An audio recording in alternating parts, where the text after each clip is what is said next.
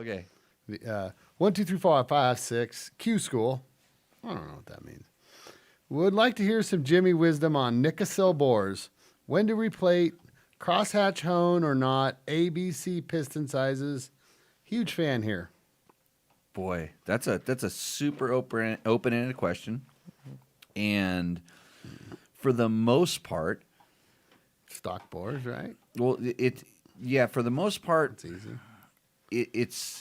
it's you're probably, well, I don't know what you start out with, because you never really get to see the letter on the piston, but you see the letter on the cylinder. Yeah. And it doesn't matter what brand it is. There's like A, B's, and C's. Generally, they're A's. Sometimes you see some B cylinders, and I just run them, and I put, like, probably for the first, if I don't know what it is, if it's an A cylinder, and I have to replace the piston, I'll put an A piston in it maybe once, maybe twice, and then I'll probably go to a B. And for the most part, I wouldn't even measure them. Hey, Jimmy. Yes. What is an ABC piston? Is it? So different manufacturers are different, but sometimes they'll have a piston, and then there'll be like 001, 002, and 003, and then it'll specify it as an A or a B or a C, and the B piston is like 1/1000th bigger, but still in the same size. It's the same size in millimeters, but it's yeah, exactly. That's what I was trying to say. It's 1/1000th bigger, and the C is 1/1000th bigger. Okay. And it's not to say that you couldn't put a C piston inside of an A cylinder and get it to run, and it would probably be fine. It just it'd be tight to begin with, and it would be less than ideal. And if you're like an engine builder, you measure everything, and you check and measure everything, and you probably know if it's this brand, then you can run it. If you got the tools to measure them that well, you know what you want. You know what you want. You spend a lot of time, because those are not your average. And I knew tuners that would, like, they'd buy the A cylinder and the B piston, and that's the way they would put it together. That's how they built the motor, But they were familiar with that motor, and that's how it worked. So, but just for the regular person, it doesn't make a whole lot of difference. If you're not, if you're trying to get 10/10 of performance, you need all the tools to measure it, and you probably need someone that's way smarter than you. Built a lot of motors. That builds tested a lot of motors. that kind of motor. You need that guy to do it. But for the most part, put back in what you pulled out of it, and after you've done it three, 4 times, then throw the next bigger piston in it. And if you have the tools to, if you have I'll stick a feeler gauge in there, or I'll drop some rings in there, and check the end gap and see how things are going. And different brands wear differently. Some nikasil cylinders wear more than other nikasil cylinders, even though they're all nikasil cylinders. And I'm learning this on my KTM 500s right now.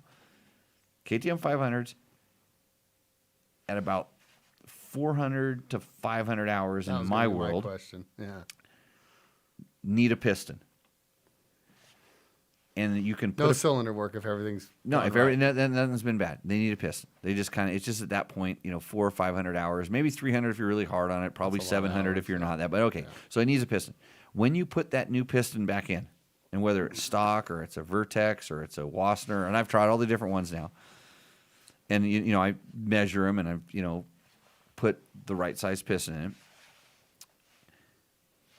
Your piston will last 1/3 as long as the other one. The OEM one, you mean? Where stock, everything was the stock motor. Matched, you put it in there, however and they so match them. Now you're going to get between 150 and 300 hours out of it.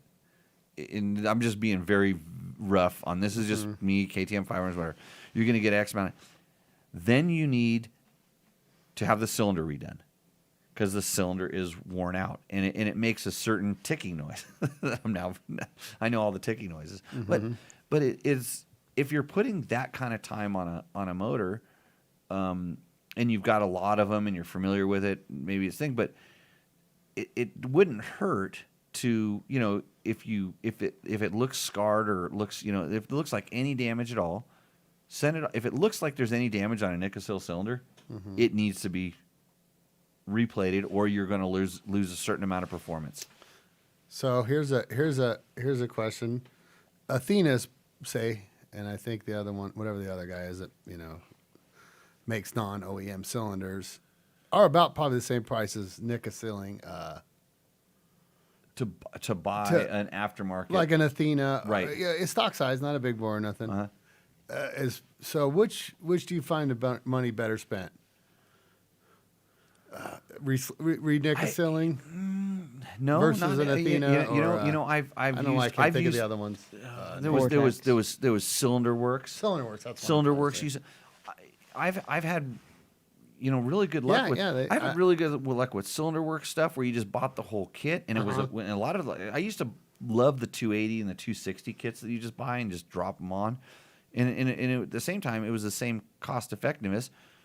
I've had good luck with Pro X doing cylinders. They would actually throw a steel sleeve into some cylinders and go back to a boreable steel sleeve and send you a piston kit for it. And I never really had, I never had those round long enough to have to rebore them, but they worked fine. I've had Millennium do some stuff. There's another company do some re-sleeving. Custom Craft here in Vegas has been doing my stuff lately because he's local He's and done a couple for me. done some stuff. I was surprised at what it cost to have a crank press there. Oh, was it cheap? No, $150 to press a crank. Is that the new price? I don't know. Anyways, yeah. Or he just saw Matt, walk in and just, yeah, that kid's got a credit card.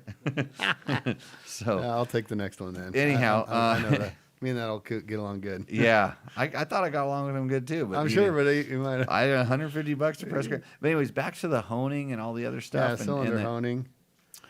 Usually I don't. Usually, if I'm just pulling it apart and throwing a piston Do inside people of it, cylinder I do. hone nikasil? I have a crosshatch it. I have a hone that every once in a while, if I'm going to throw one back together that has a little damage, and I know, okay, this is just going to go in here to last the next 100 hours. Yeah. So so I can sell it. No, if this is only going to be in there for the next 100 hours, and now I can plan on getting my hands on another cylinder and or whatever. It's like, okay, I'll hone it and throw it in there. And wait for one. And sometimes you put them in there and they run great and they don't smoke, and you're like, oh, and then I have a note on the bike's chart that says, yeah, cylinder wasn't perfect, but so I've honed them before. People get really and you should. I mean, it's an expensive thing. They get really particular about it. But have you ever seen like the mechanics in Mexico just slamming stuff back together and it runs and it keeps going? These just. I mean, we're dealing with really high performance bikes. So as the bike gets more high performance, you kind of have to be a little careful about how you rig it back together. But you can get away with a lot of crazy bad stuff. And I grew up at the drag track, man. I used to sit the stuff those guys would do because they needed 30 seconds out of that motor. it'll run. Yeah. Yeah. So I don't think that there's some sort of special, one way fits all. If you talk to anybody that does it a lot, and I talk to a lot of these guys, everybody has their own particular little procedure, the way they like to do it. That works for and them. the fact that I've talked to some of the best engine builders around and they do it completely different kind of tells me that maybe there's different ways to do it. Mm-hmm. And if you're not trying to get 10/10ths out of something, whatever, which most ways will work, but you can never go wrong with just replacing everything with stock stuff.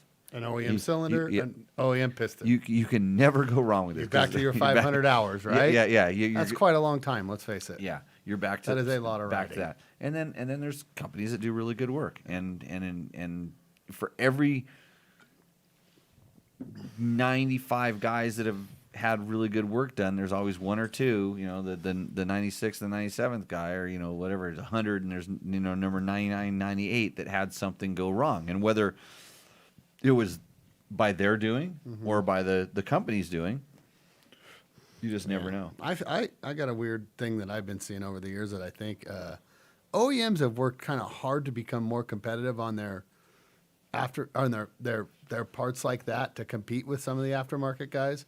Because back in the day, it would be wild to just buy anything but, say, a Wiseco or something. But right now you look at the OEM pistons. Well, they had things, to. Certain it's market forces. It's just sure. And the same Why give thing, it up? And when let's just say if brand X priced their cylinder at $3,000, I guarantee you that someone goes, I could machine one out of billet for that. And then you get companies like the Cylinder Works that comes up, and Athena that makes a cylinder that's, instead of 3,000, they'll sell it for 1,500. And then all of a sudden the prices sort of merge back together.